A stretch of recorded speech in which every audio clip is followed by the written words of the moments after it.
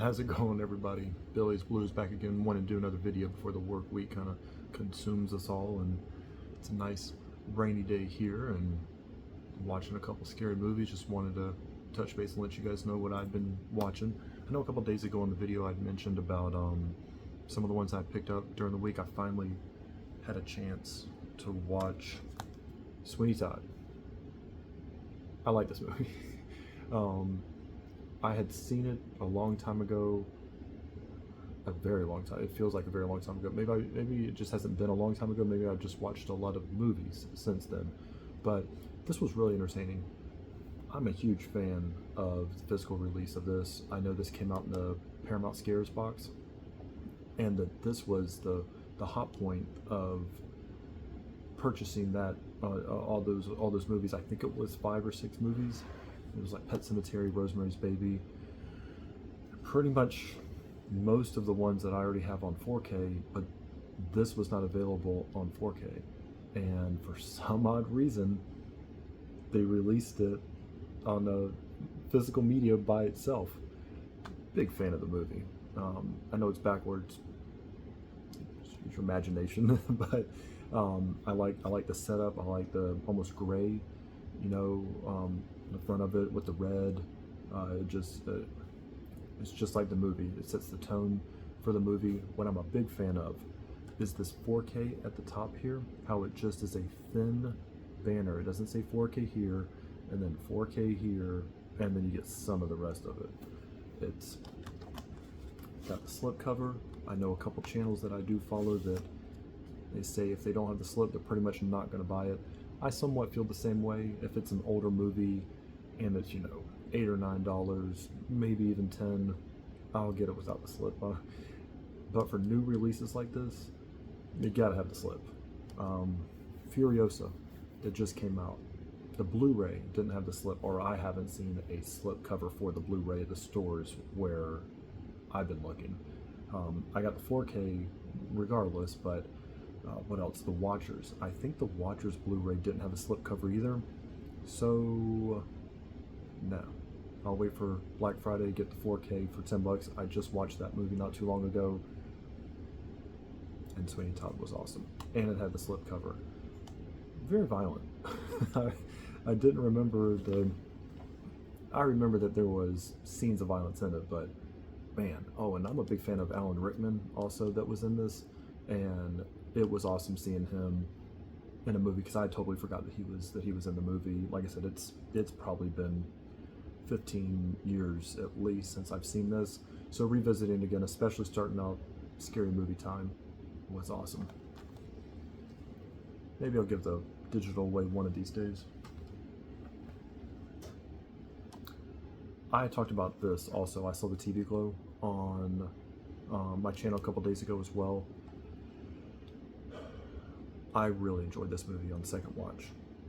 I think the first time you watch it, or maybe the first time that I watched it, I expected something completely different.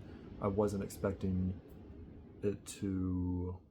I was expecting more of a horror element of the movie. It really isn't that. Even after the movie was over, still thinking about it, given time to process it, looked up on YouTube with certain explanations, maybe to get other people's point of views of what they thought it was. I've saw interviews with the director, and how she interpreted it in a certain type of way, and it was really good. I really enjoyed this. I have a lot of A24 movies, I think, that I mentioned before. I'm a big fan of A24. I think that they do great work. So I saw the TV Glow. It's definitely highly recommended.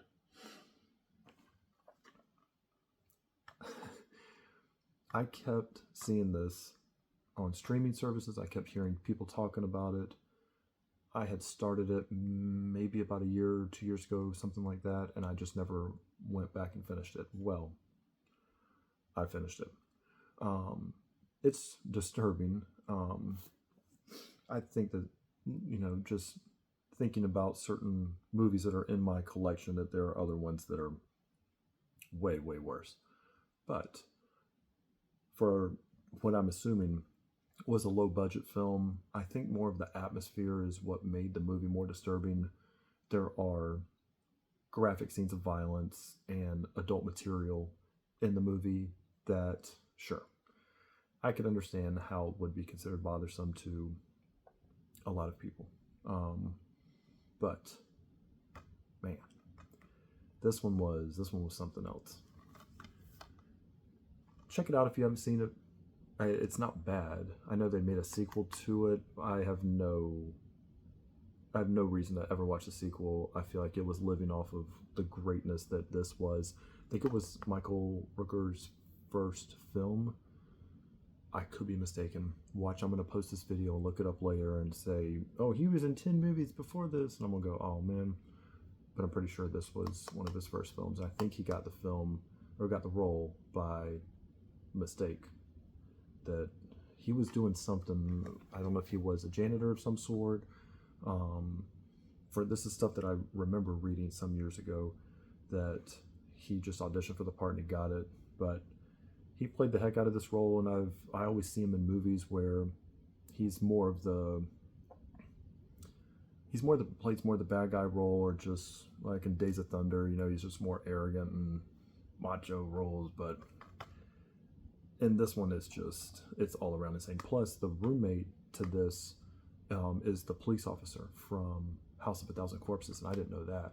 So, of course, this movie I think came out when I was 1, but so it's definitely pretty old. But either way, not a family movie, but still good. Oh, pretty much every year there is a core group of movies that I have to watch in order to start Scary Movie Time. The first Hellraiser.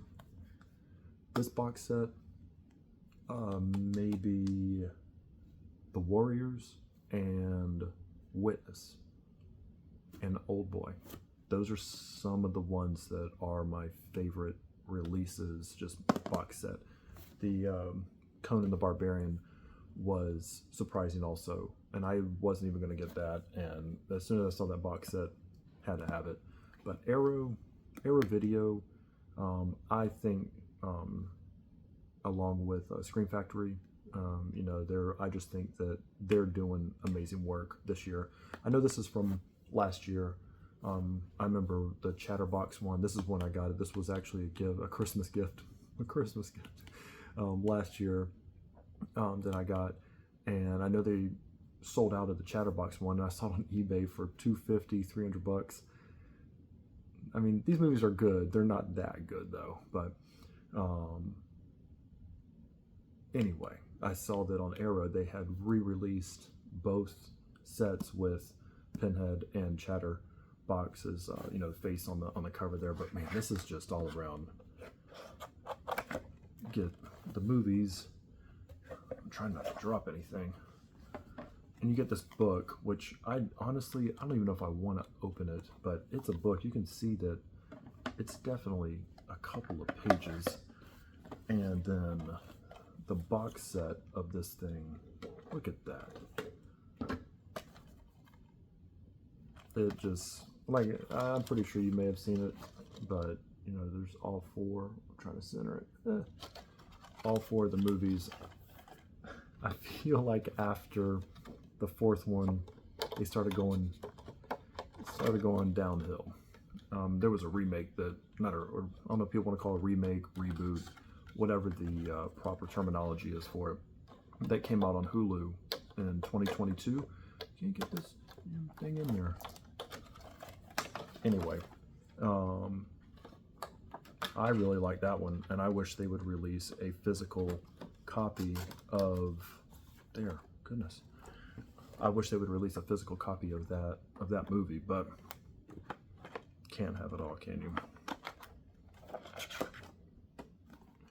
It was way more difficult than what I planned it to be. I'm gonna start the video over. It is what it is. Mistakes and everything on Billy's Blues here. If you have any appreciation for these growing up, definitely check them out. I wouldn't go as far as to say masterpiece, but the first and second one definitely paved the way for a lot of horror movies, in my opinion. I know there was, what, 8 of them? I don't know exactly how many there are. There's too many, and you could tell that at some point it just became silly and became money grabs, and they were living off of the first and second movie that had come out. So, Hellraiser's awesome. Some of the other ones I'm going to be checking out pretty soon as well. Audition. This is the Arrow video, so it has that reversible slipcover art. Just before this video, I had turned it around. Man, I don't know if you've ever seen the original art at all. Is it on there? It's her with the needle, but it's more of a drawing instead of what looks like the actual picture. This is awesome. This is more about a man who, I believe, he lost his wife, and his buddy is trying to do an audition for a movie that his buddy's making, and the guy that lost his wife sits with him while he's doing the audition, and I'm pretty sure it's all women, but anyways, trying to find him a girlfriend, trying to find him a new wife or somebody to take out on a date. Let's just say things go not according to plan.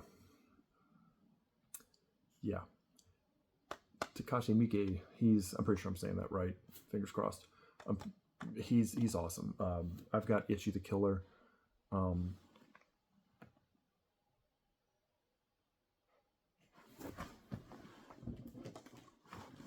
Haha.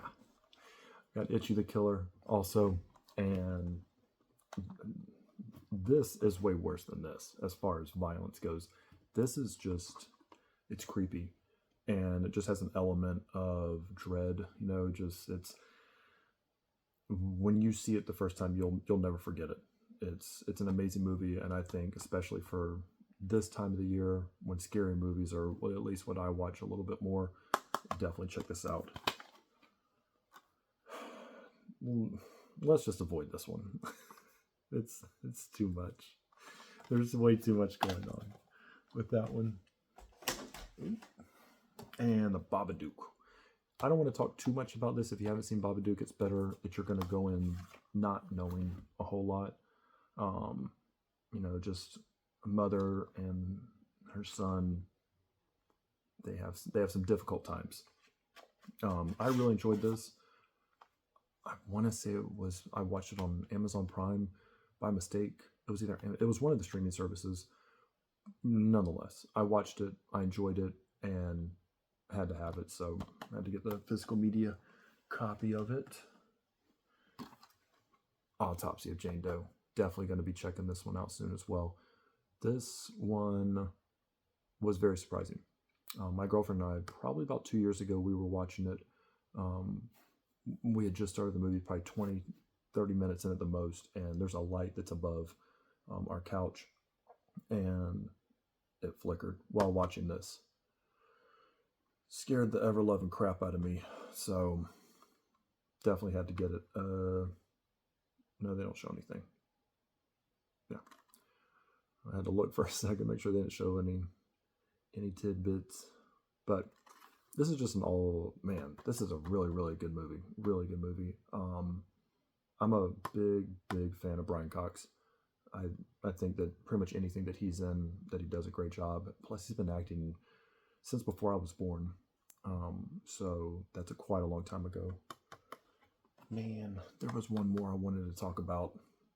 It's over in the corner. 5 seconds. Well, 6.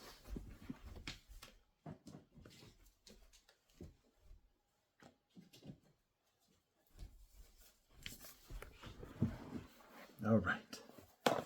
Last but not least, High Tension. I love this movie. It's so good. This right here is one of the cornerstones for starting Scary Movie Month, or Scary Movie Time. I don't even want to call it month anymore because I'm pretty much starting in September, so that when October's done and I'm twitching and having nightmares and I'm like, please give me a comedy, I can say that I watched as many as possible. Anyway, these are pretty much both the same. There we go. Trying to make room. I don't want to give too much away with this. These are obviously the Blu-ray and the DVD. This DVD, look at this thing. It is, you can just tell it's seen better days. I've also had this for many years. And then the second sight, I think, got released this year. As soon as the 4K came out of this, I had to get it. I would sell 50 of my movies to get this. It was just, I haven't even really, this is the movie. Of course, the Blu-ray is Region B, but the 4K is what I bought it for. And plus, if I have the DVD and the Blu-ray, I don't really need the Blu-ray to be Region A. So I don't even want to take there's a sticker tag thing on this. I don't even want to take it off. Excuse me. And then there's a book that came with it. I have skimmed through the book and looked at it, just kind of getting a little bit more insight into the movie. The keychain, Buddy's keychain. This is just an all-around great movie. It's my opinion that French and Japanese movies are, I feel like people should be watching a lot more of them because they definitely know what they're doing. I'm having difficulty. Maybe I should title this particular video "Trouble with Physical Media." Oh, come on. This is hysterical. There we go. Anyway, I highly recommend it. If you've seen it, awesome. Maybe give it a rewatch. If you haven't seen it, definitely check it out. If you didn't like it, I completely understand.